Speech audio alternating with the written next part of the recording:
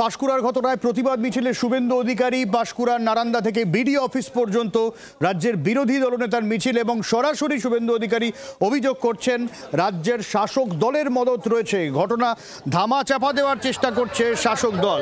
জাহির আব্বাস তৃণমূলের সম্পদ তোপ শুভেন্দুর মিছিল থেকে হুঁশিয়ারি বিরোধী দলনেতা।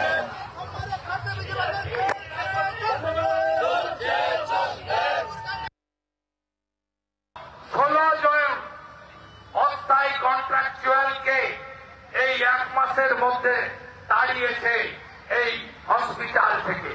বুঝতে পারছেন কত বড় ক্ষমতাশালী, কত বড় অত্যাচারী। আলাদা ঘর ছিল যেখানে স্বাস্থ্যকর্মী, স্বাস্থ্য সেবিকা তাদেরকে উনি ধর্ষণ করতেন, শ্লীলতাহানি করতেন। এত বড় লজ্জা রাখার জায়গা নেই। এতটা প্রমাণ থাকবে তো মহা মুশকিল। যদি কোনো প্রমাণ থাকে, নথিপত্র থাকে, তাহলে সেটা ব্যবস্থা নেবেন।